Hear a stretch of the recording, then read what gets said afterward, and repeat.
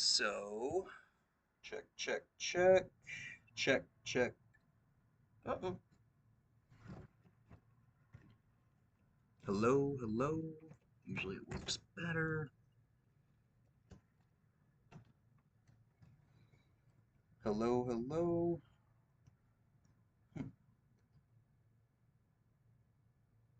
So just to get things started, let's talk about justice. What do we think justice is?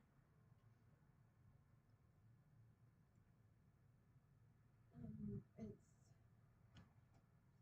Check, check, check.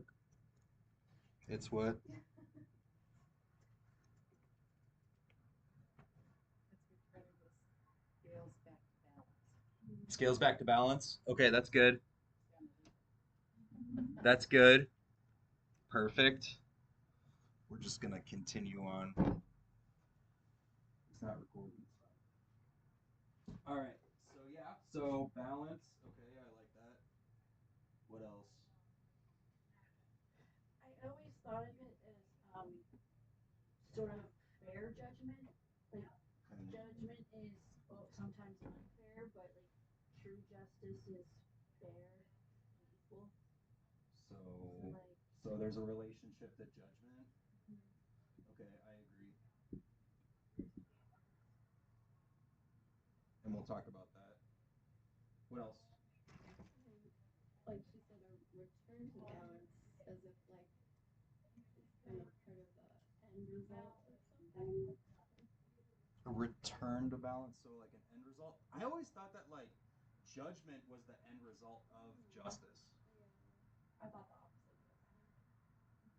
Well, like let's think about court for a second. It is the act of justice that is trying to like happen, but the outcome is the judgment. I thought there was a judge that gives judgment that in turn restores balance. Like justice the justice. Justice is served. Okay. So Read it both ways because I kind of go your flow a little bit like on when there's justice. They always say justice has been served, right, justice has been served. Okay. but it is trying to get justice is the process of judging. So, well, let's think about it for a second. When we have, when we're like out in public and we see somebody and we're like, oh, they just look like they're gonna smell. What is that? That's our monkey mind. That's a judgment. No, it's a judgment. We don't have to listen to it. Right? No, I agree. But the act of that is a judgment. Yeah. It's like I am judging this person. But is it just? To judge them? I don't think we can stop it. I think all of us have had the voice that says obnoxious things. But that's not fair judgment. Yeah. So okay, we have the smelly person. Let's just do like some smelly fermenting, and this guy's happy already. We're gonna put a happy face there. Yeah, he smell. Yeah, okay. So this guy smells. We see him. We're like, man, that guy, he has got to smell. And so we made a judgment. Now, when we get closer, get closer, we get closer. So we have a judgment. I'm just gonna do judge. We get closer, we get closer, we get closer, and oh my gosh, this guy doesn't smell. And we're in our mind, and our preconceived notion or our initial judgment changes. So there was some justice there. The scales kind of turned a little bit. And now what's our judgment? So we have some type of like rebalance, like internal balance. So here's our guy. Smelly? No. And this is the new judgment. Are we? Does this make sense or no? Concept, justice. But they are related. Like I want to like Yes. they are related. Yeah. So me as like a tarot philosopher or like a like I like to think about tarot as like a mystical tool and a divination tool. In the deck, judgment is at the end. So for me, when I think of judgment, I think of like as an ending, like something that ends something.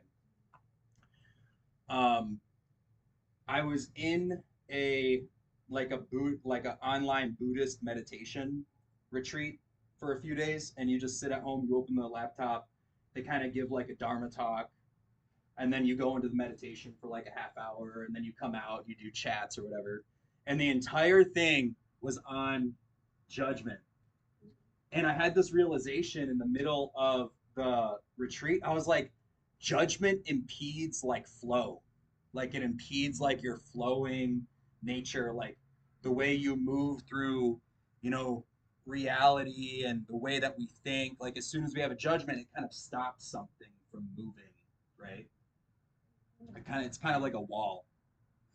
So for me, I look at judgment as like an ending, like a result of something. Um, But that's my perspective. They are for sure related. I agree. They're related. Cool. Do you guys want to dig deeper into this, or do you want to go down another path? I'd love to explore all the Symbols? yeah. Okay, cool. I'd love to as well. And that's kind of what I plan my lecture around. And I want to start with the sword. I want to start with the sword, and we're going to actually build an equation today. Hope you guys like math. It's not math. It's not math. So I decided to try to do like a book club. We'll actually see how many people show up. I've been reading the text. Do you like it? Yeah, I do. Isn't it cool? Yeah. Okay.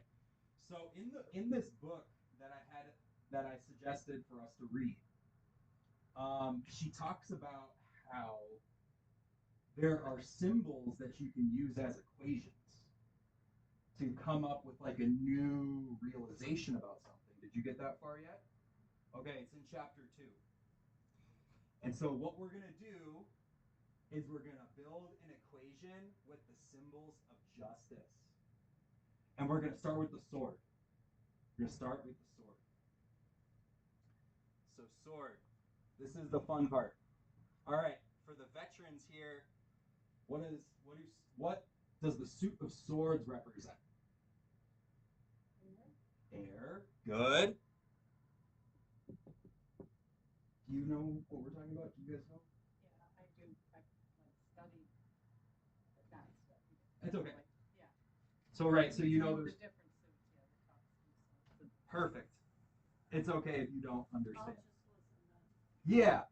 So it just like a deck of playing cards, the tarot has 4 different suits, and one of them is the swords. So each one of the suits kind of has like a meaning, and so the swords represents the element of air, Oh, okay. right? Like astrology. Like astrology. Yes, good. It all connects. So the swords, air, which tends to be more like thinking and intellect and mental patterns, right? So we've got thinking, intellect. We could say mind is kind of weird, but we'll say mind because it's super related. And we'll just say mental patterns. Does anybody have anything they want to add to this? No? Just to me, a sword means cutting. Perfect. All right, so we're going to do a subsection here. Thank you for bringing that up. We're going to do a subsection. We're going to bring this down a little more, perforate it, and we'll know it's a subsection. And we'll do cutting. Love that. Perfect. Cutting. What else? How about protection? Protection.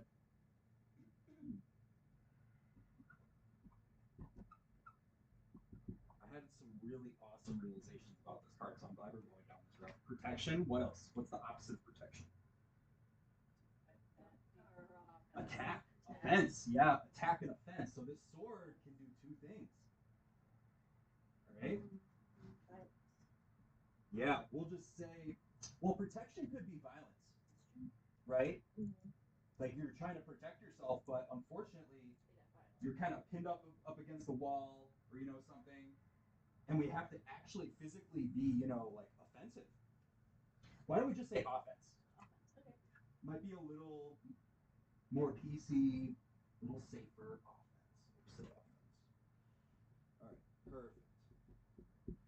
But we kind of know like what we mean by that. All right, perfect. What else about like the physical sword itself? Metal. Good. So I was writing about this. I do like casual writing on the tarot and just like things I recognize about it. And I was like, the sword is like the only utensil in the elements that like you need all three other elements. Like a cup, you could find a rock that's just shaped in the shape of a cup, right? Like it's got a divot. You can put a little water in it and drink. Okay, cup. But the sword, you physically need to take the metal, heat it up with fire, form it into a beautiful piece of metal so that you can start to form it with the hammer. Then once it's nice and hot, you throw it in the water, kind of cool it down, right? So it's got all the different elements inside of it. So metal. And metal comes from the earth. Cool. So, what next? What about the piece that covers the hand? Is that significant? Yeah, that might be like a protection, right? Because if you were in a duel with somebody, you don't want their blade coming down on your hand, cutting your hand, right? The Hilt, hilt? sure. Yes. Is that what it is? Yeah. Sure, that's good. Nice. So we've got more protection. Kind of looks like there's an eye on there, like on the hilt almost. What do you guys think? Or it might be the sign of Libra. You guys can look. Maybe the sign of Libra. Just pass it around on the hilt there. The hand protection. And the sign of Libra looks like this. And this card is Libra. Okay. That's the sign of Libra. And justice is assigned to Libra. And it's a cool sign because that's the only astrological sign that isn't an animal. It's the only utensil in astrology. And it's the scales, right? And we'll get to that. We're going to add the two implements together. All right, cool. We might have exhausted a lot of the overt meanings of the sword. So why don't we move to the other part of what she's holding, which are scales. And then we'll start to do some addition. Not with math, more like thinking addition. All right, scales. Scales. What do we think of with scales? Balance. Okay, good. Oh, nice. Okay, good. What else? Weight Watchers. Yeah, I guess we do have two scales. We have the scales we weigh ourselves on, and we have scales like the traditional scales that precious metal dealers would use, right? So Measurement. I like that. I'm going to let you guys speak a little more, then I'm going to jump in here. I think the scales hold something. Ooh, I love that. So that's like more feminine, sort of like more masculine. Uh-huh. Holding. Good. I love that. What else? We're getting onto it here. Somebody has to, by the fact that there's scales, there has to be somebody present to measure it. Oh, so like presence? Like a witness. Witness? Or something. Yeah, I mean, Okay, good. Witness, love it. What else? That's interesting. Both the like sword and the scales have to be used to by a human, like, yeah. they have power. We'll put presence on. I might have spelled that wrong. I depend on Word. I depend on Microsoft Word. Did I spell it wrong? Yeah, one. When I first started using a computer, I was just stunned by the number of words. Like, that how you spell that word? It's like, oh, somehow I can rely on it. Presence. Are they like a scale can be used to measure, but equality and inequality, like when it's off balance, it's inequality, and when it's balanced, it's equality. That's how they work.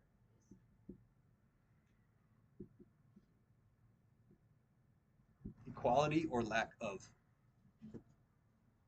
Perfect. All right, I'm going to jump in. All right. Gravity. So the scale itself works off of gravity and mass. Gravity and mass. Or weight. We have weight up here. Perfect. Okay. So. Oh, sorry. You can if you want to speak. no. No? Okay. All right, we're going to do some addition. So we're going to add these two sides together. And this is a group activity, and no one's right or wrong. And then once we all kind of speak, I'm going to give you what I think. So, what does this represent? If we were to add the two symbols together, what does it represent?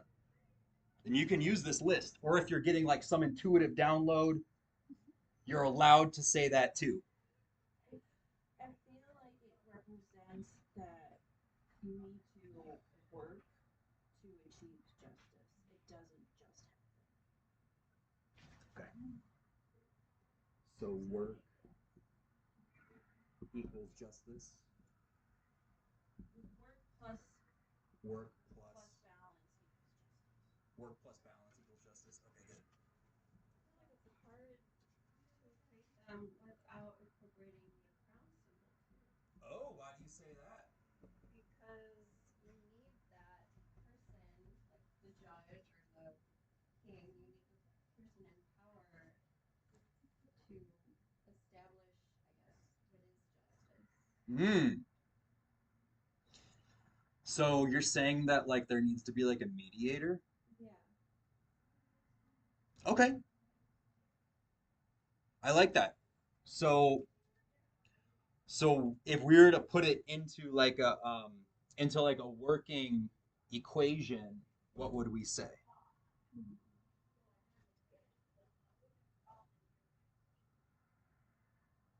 Crown plus sword equals scales. Oh. So like a mediator plus Their power. their thinking power. Yeah, or the sword power. So it's justice not objective. Right. Right. Yeah. Ah, now we're getting somewhere. Equals. Did you say equals power? Mediator. Well, I was saying the crown, like authority plus uh use of power equals justice. So having authority plus using your authority. Yeah. So authority plus their thinking power equals justice. Yeah. Okay. All right, good. Equals balance. thoughts. Okay, good. All right, cool. So we have some good stuff. We heard from two people. Does anybody else have anything they want to add? I like what Mary said about male and female. Male and female? So male plus female equals what? Okay. Yeah. Okay. That sounds fun. Yeah. I feel like the sword is a very masculine utensil, and then the scales are very feminine. So Yeah. I always thought male plus female equals life. Hmm. Because you need both to create one. Yeah. I like that. So we'll do male plus female. We'll put male and we'll put female. I think that is a very fair conclusion. So, and this even could be like aspects of ourselves, right? Because, like, even though I feel like a masculine figure overtly, covertly, I might have some feminine aspects of myself, right?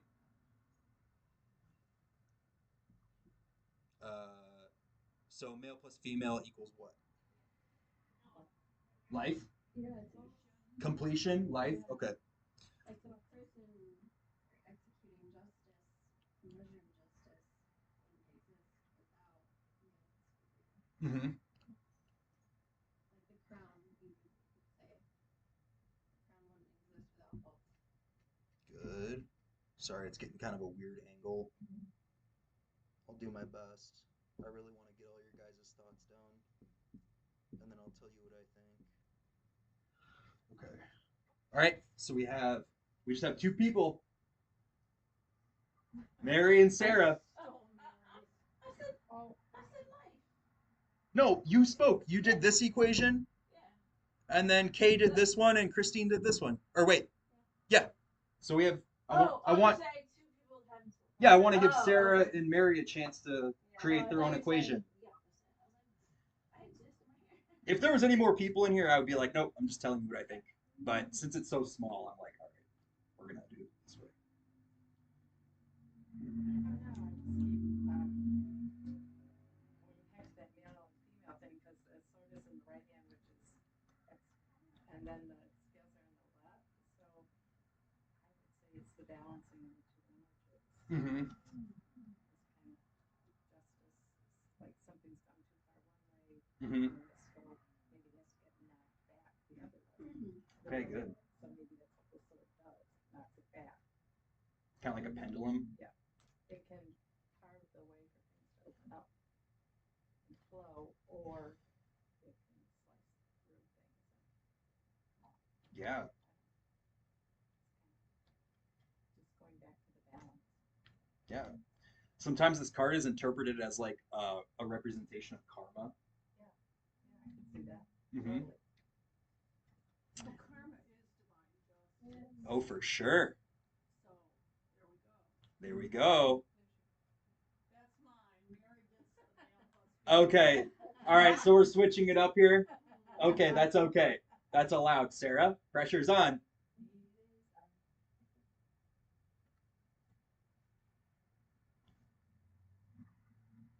It doesn't have to be according to this list.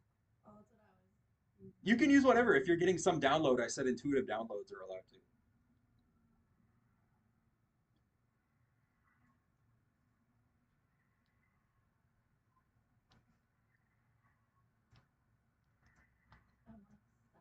It's okay. All right. Does everybody have this down? And then I'm going to give you my 15 minutes of what I think this card represents. Okay. So it's okay if I erase it?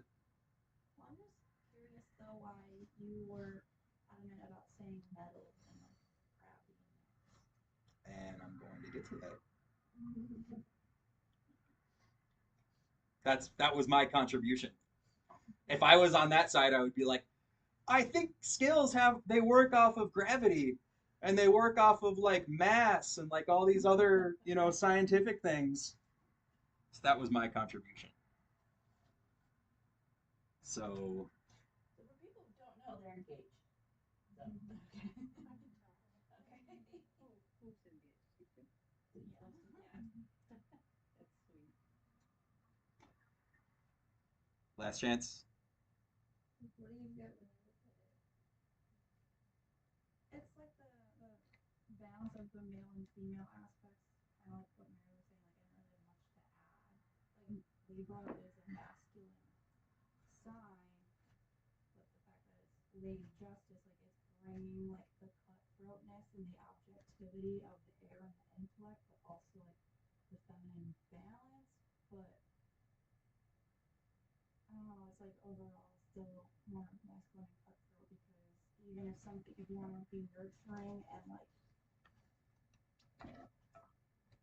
give the heart and compassion, I don't think that always is like what's just.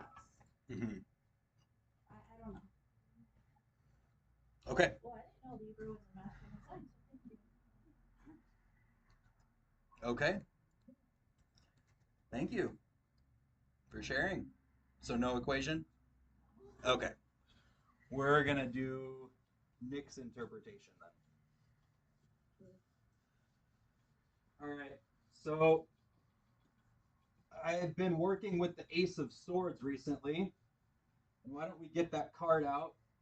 And I'll show you guys what I've been thinking about recently. Ace of Swords. And then leave your Justice card out and put them right next to each other. What does it look like? Yeah, why don't you show her? Oh, it says Ace of Swords. Yep, it says Ace of Swords and it's a single sword. It's okay. That was right. That was the third card in my deck. Like it, do you have numbers? They do have like Roman numerals at the top. Yep. That's the deck that I have. So the aces, it's like a set. It's like the deck of cards, right? So aces are one, just like playing cards. Well, that was a question I had on Justice. Why did it say 11? 11. X1. Yep. I mean XI. Mm-hmm. Why does it say that? Why does it say that? We can talk about that too. I just want to take a quick poll. Who wants to do meditation tonight? You want to do meditation? Okay. Whatever. It's not very helpful. Sorry. I'll just look on somebody else. It's just taking me too long. Gotcha. Okay. Okay. I can report for you. Oh, okay. I guess more than meditation, I really want to get a full understanding of the grasp of the card. Mm-hmm. Okay. So maybe based on time. Yeah. What we're gonna do is I'm gonna talk until 6:55, and then we're gonna take another poll. And if you want me to keep going, then I will. All right. So we've got the Ace of Swords and Justice. What do we see here? The Sword of the Crown, but it's the same sword. It's like kind of the same sword. It's the same symbol, almost. So there's a relationship between the Ace of Swords and Justice. So the Ace of Swords represents everything air. It's called the root powers of air. So the root powers of air is essentially the divine mind. Divine mind. So we're working with the powers of the divine mind. And we're working with the scales, which is very earthy. So here we have quite clearly the synthesis of mind and body. We have the synthesis of mind and body. Now, we talked about how the sword represents various aspects of protection, severing things apart, cutting things into little bits. What does the mind like to do? It likes to put things in compartments, and when you do that, it cuts things down into little small parts. Okay? Now, we're in a very interesting time in history. There are various sides of reality that seem to be battling each other. So not only swords can be defensive, but they can be offensive. Now, if the swords represent air or something that's invisible, and the scales represent something tangible that can be weighed, there could be an imbalance here, right? Seems to be that there are various imbalances that are trying to balance themselves out. Now, I want to talk about this for a second. What are governments? Like what's communism? What is democracy? What is various political parties? What are they? Organization of people. What do they all hold? Rules, power, control. And what do swords do? They have the power to control. They have the power to enforce law. They are all thought forms. The rules and laws here in the United States are completely different out there in China. But they're invisible things, just like the mind, that are established to project control over many millions of physical people. But these are invisible thoughts. These are invisible guidelines. Okay. Now, if we look at the sword in justice, it's up. It's raised up. It's not down. It's up, representing something in the air, something not seen. Now the scales are down. It's mass. It's weighty. It's big. It's close to Earth. Has gravity. What's actually happening in our current state of affairs here in the United States and in various parts of the world is actually a fight for keeping specific ideology and mental thoughts alive. It is literally a battle of intellect. Political ideology is just thoughts represented by physical things. These are just thought forms that people are trying to keep alive. They're invisible things. Point to me where the Republican is at. Point to me where the liberal is at. Where is it? It can't be seen. It's invisible. It's an invisible thing. It's an airy thing. It's a mental thing. But how it's physically represented is through a struggle on the physical plane. So we have an invisible concept represented in the physical plane. All right. So what does this represent? It represents how the material world tries to weigh invisible things with the scales. And there's this battle, this constant battle. So we have two sides. Well, actually, it's many sides. But in the card, we have two scales. But really, there's probably 100.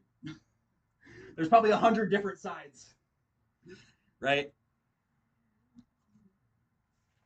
But to me, this card kind of represents how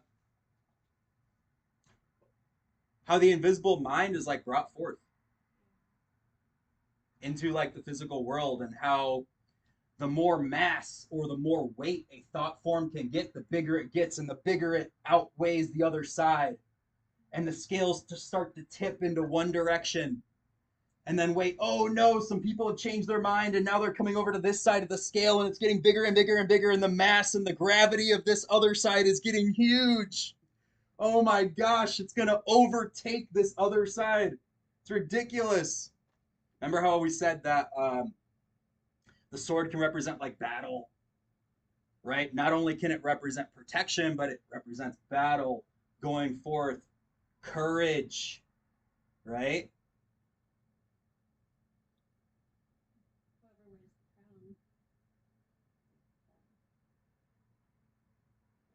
Yeah, mediator, right? I feel like now more than ever there needs to be like some mediation going on between all these things that are happening, not just within our country, but like out there, like beyond our borders.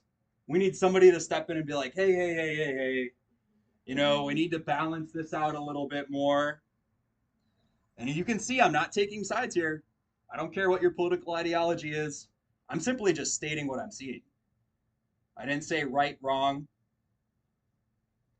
So, not only does this card represent like balance between thinking, but it also represents keeping mental patterns alive, right?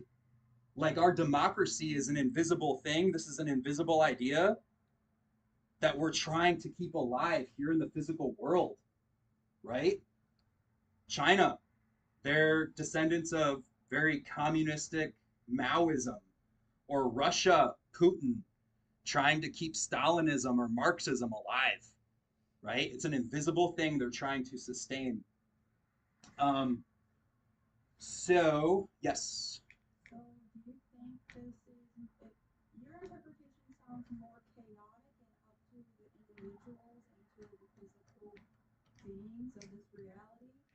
I always thought it'd be more like the divine will and more objective. What do you mean? Like the sword, it's like the true objective, divine will and thought, and it's being restored into the physical plane. It seems more like what you're saying is like this is like it could be any individual's thoughts, and a lot of people are balancing their individual or fighting with their opposing thoughts to keep alive and physical. I don't know how to explain it. Mm-hmm. So is it not objective in your eyes? What it is?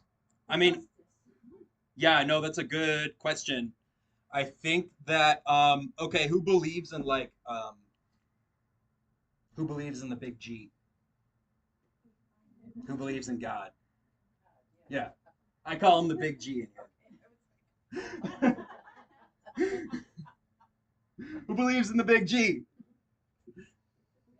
Okay, so we all believe in God. We all believe in like some higher thing. Okay, cool. So do I. Like our reality is way too organized. Like how does this table fit together so perfect, right? Like there has to be some like super conscious thing that was like, okay, this piece is gonna fit with this piece, like organized, way too organized. All right, so we all believe in God.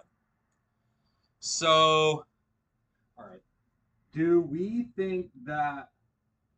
Do we believe in like free will, to where God doesn't like already have? Do you believe that your choices supersede God's power essentially? Because that's what free will suggests.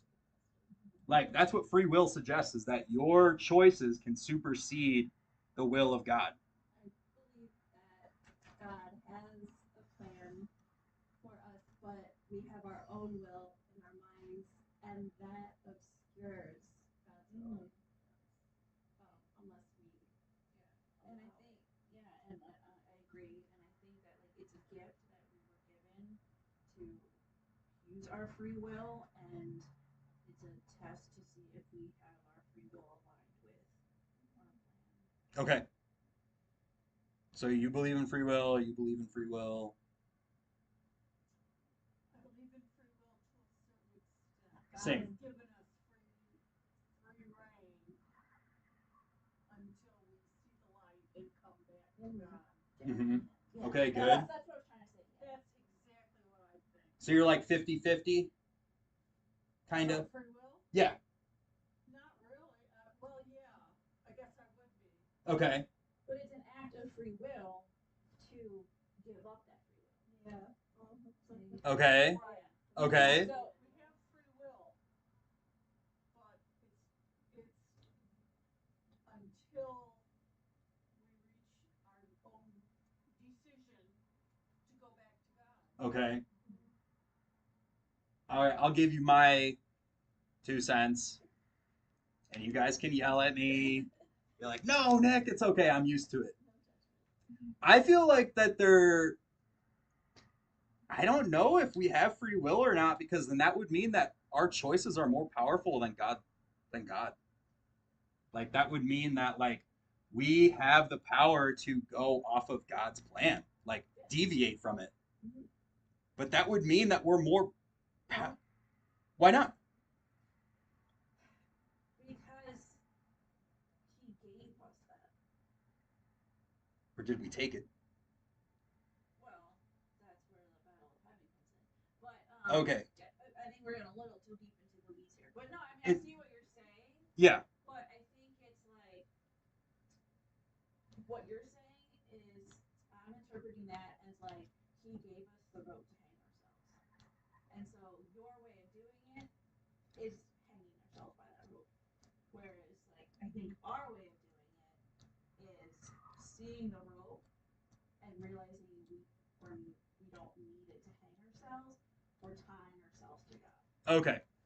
Does that make sense to everyone? So we're gonna work off of your guys' premise to that there is a free will. We're gonna work off of your guys' premise. So where does it come from? Where does free will come from?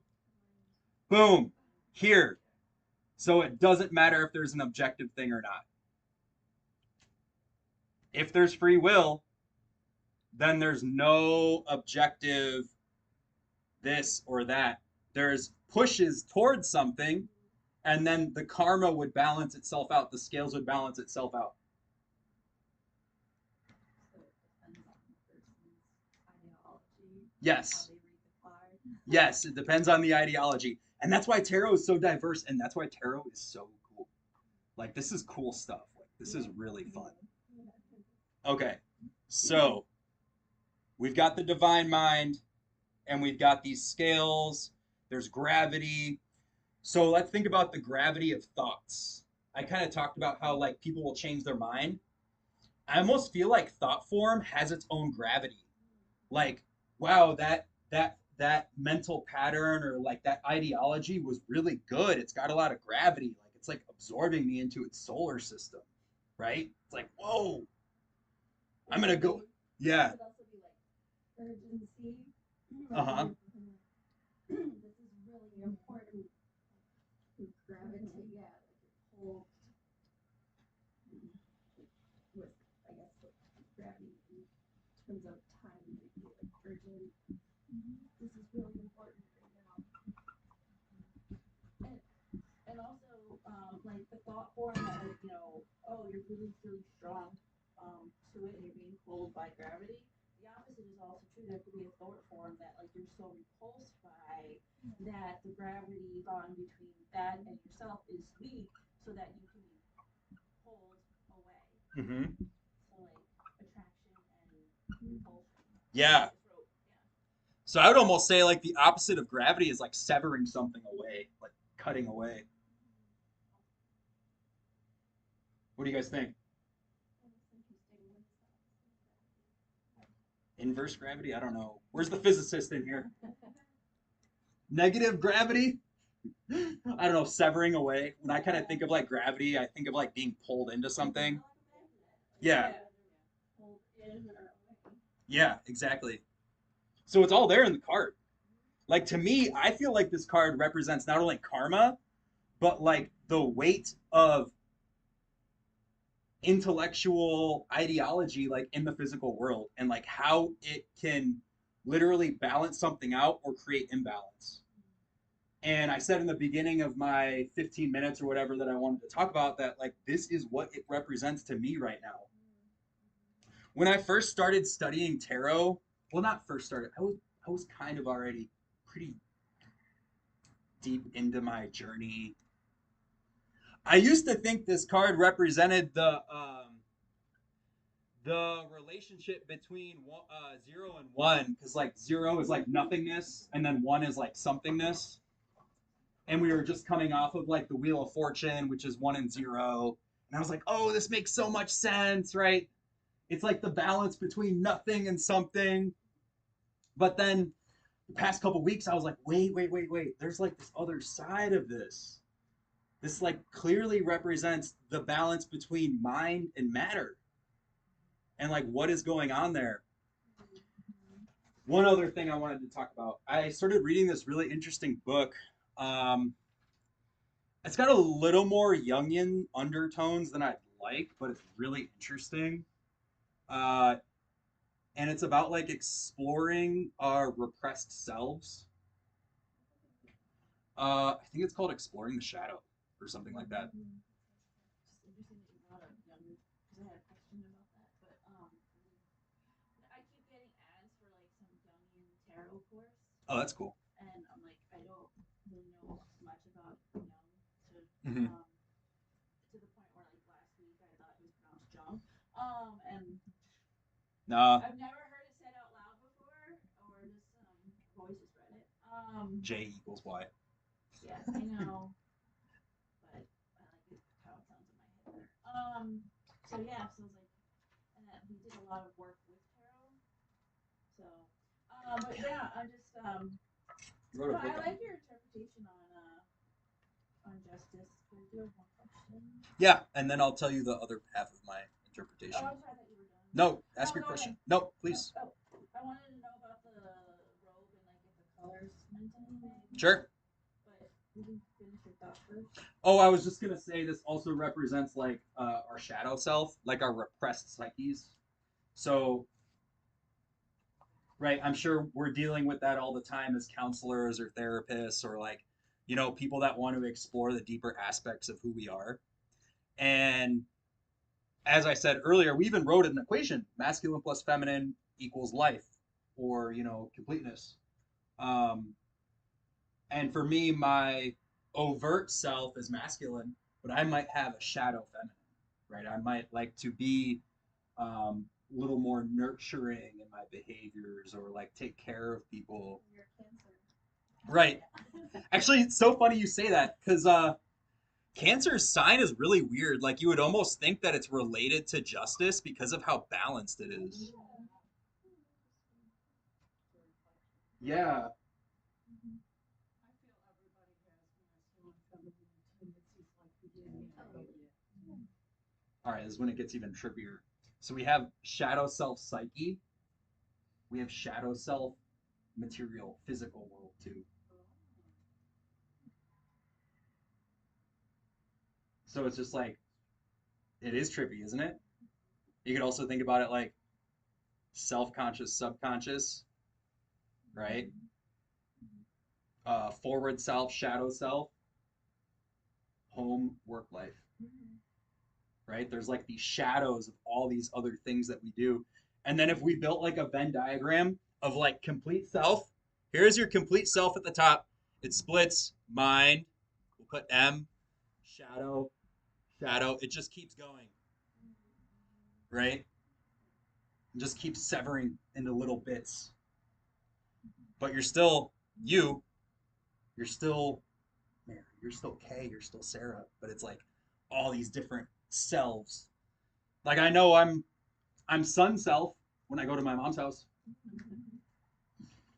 Different selves. So sometimes like there's this therapy practice where you sit down in an empty chair, right, facing it, and you talk to your other self, like your other selves talk to each other. That parts work. I forget the technical term for It it. started with Gestalt, but I think Oh. then IFS did it short Yeah, doing the yeah. different parts stuff. But yeah, Gestalt was like the granddaddy first, but what it was called evolved, just like parts. Yeah. So yeah, this could also represent like the balancing. So if you got this in a reading, you could be like, oh, it's time to balance your repressed self. So there's like different aspects of this we could like look at it. Justice equals balance. Balance, repressed self, karma. That's kind of like a repressed self. A lot of times people don't want to face their karma. And then we'll talk about the colors. So red. What do you guys think red represents? Ooh, anger. No, you're on it. I love it. Anger. It's like pure emotion, like powerful. Good. Emotion. You guys ever heard like Blood. blood? Okay. Emotion, blood. Sorry, really weird angle. I never write like this. Um, and we had anger. I like that one. That's good. You guys ever heard like I don't know if it's true or not, but somebody was like, if you wear red, you're more attractive. Is that true? Okay. It depends on the I Context. mean, the last time a random person asked me to marry them, I was wearing red. Okay. So we have a first. We have a real life example. It's on YouTube. Anyway, yeah. Okay, I'll tell you what it represents. It represents Mars. Red. Yup. Red traditionally represents Mars. Yeah. And remember how we said the sword can represent like battle, masculinity. So we're building our equation up. All these little bits starting to add up. Cool. And you said green? Venus. Venus, yep. Earth. Earth, Feminine. Venus, feminine. And then now this is when it's going to get a little weird. What planet rules Libra? Venus. Good. But so Venus rules Libra. Venus is feminine, but Libra's a masculine sign, right? Is that what you just said? It is. Yeah. Yeah. It is masculine. Yeah. And then the exalted planet in Libra. Exalted, all it means is that this planet feels that it's at home in the sign. Yeah. So when you hear it's ruled by Venus, that means the overarching power involved is that planet, but there's like a sprinkle of this other planet inside of it, and it feels at home there. Like it feels at home in this energy, right? Because each of the signs represents an energy. And the exalted planet, I'm gonna write the symbol, and if you can guess it, you get a gold star. All right, let me put it so we all can see it. No. Good job. Nice. So the exalted planet is Saturn, and that planet tends to like constrict things. It wants to condense things down, right? That's the exalted planet for what? For Libra. Oh, okay. So you add them together.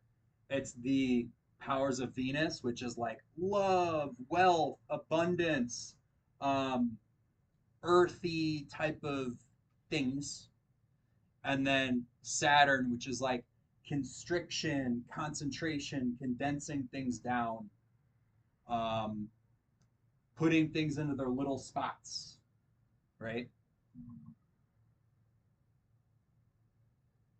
We've kind of been talking about that. To have two balances, you got to put it all in one spot, put it all in one spot. Can't be scattered around. And then sword, cutting things apart, condense, condense, condense, condense.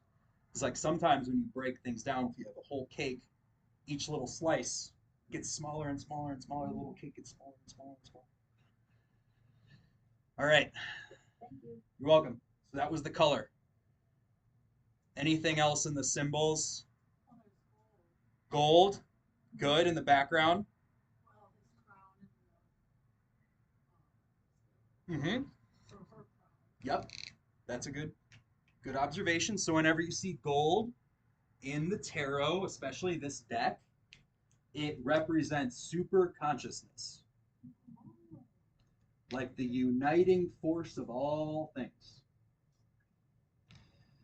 So I think we talked about the big G, so you could just say it represents God, like it represents super conscious force. Yeah. I think it's interesting too that, like in the other cards that have women, it is like expressing like a feminine one there's like no kind of emotions being expressed, very balanced, I guess, like Mhm. neutral. Mm. Yeah, working with your idea of a mediator, which I really like. I feel like mediators kind of have to have that, like, undeviating to which side, it's like a middle ground. Yeah, poker Yeah. face, good.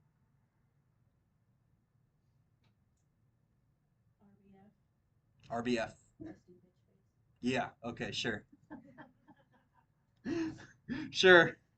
I think sometimes karma can be that. Yep. It gets built up and then it's like, bam, right? I kind of like when I just said that, I thought of my little cats boxing each other. Like they'll just come up, be like, I'm getting you back earlier, smack. Yeah, they're funny. I mean, when you're a boss or something, you have to be, or when you're in like HR, you have to be very like neutral. Mm-hmm. Yeah, because you're like a mediator for the rest of the company. That's good. Good analogy. Good like and like. What is the significance of the 1 foot out and putting your right foot forward? Is there something else going on? I don't know. I don't know what that means. What do you guys think it means? Maybe to step forward and defend or attack. I like that. I like that. Maybe it signifies to motion. Like if you're gonna be like your foot just walking.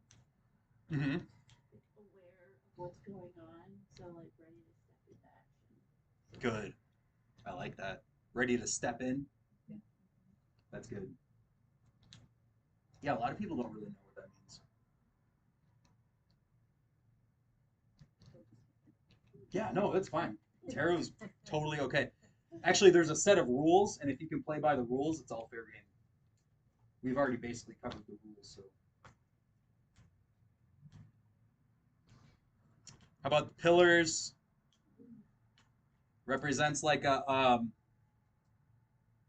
very high place, like a kingdom or an entry to a temple.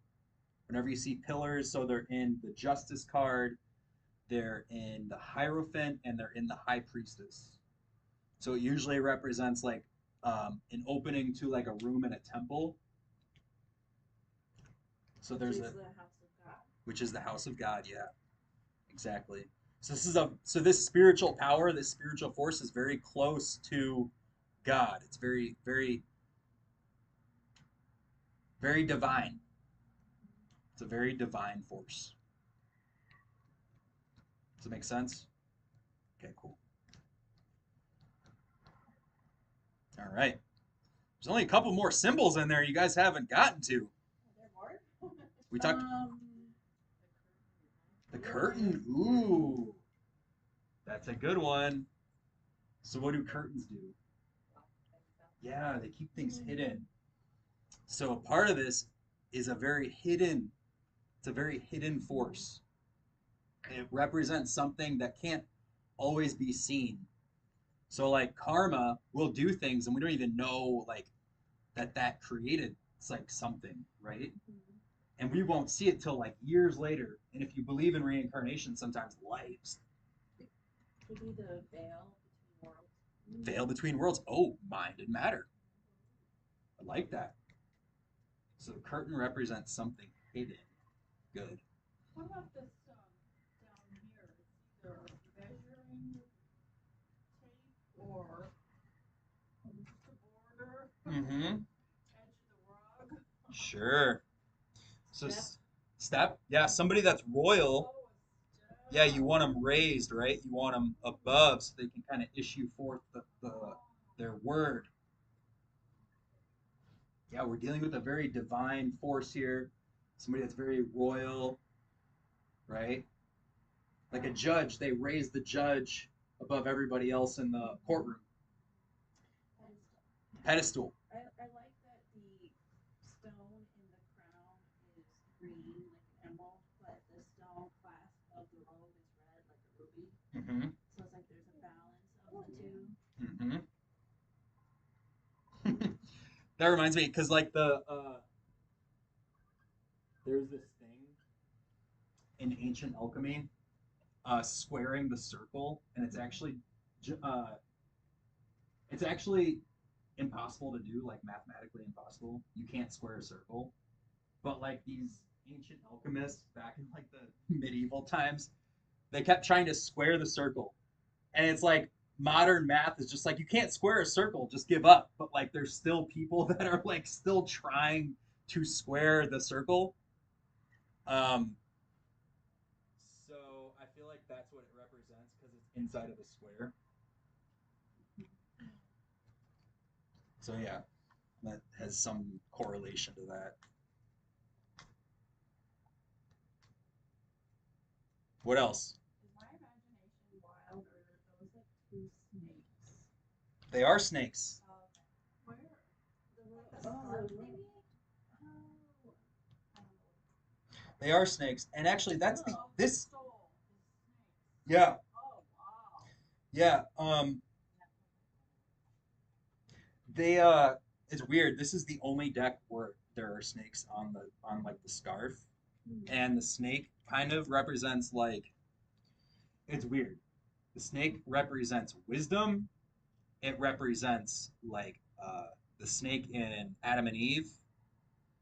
So it has like all these different meanings. Um, so take what you want from that. Well, yeah, I mean, the snake from Adam and Eve, the serpent that beguiled them to eat of the tree of the knowledge of good and evil, which is wisdom. Yeah, Because they were ignorant. good. And getting back to that story, we're right back to free will. Mm-hmm. Yeah. Yeah. And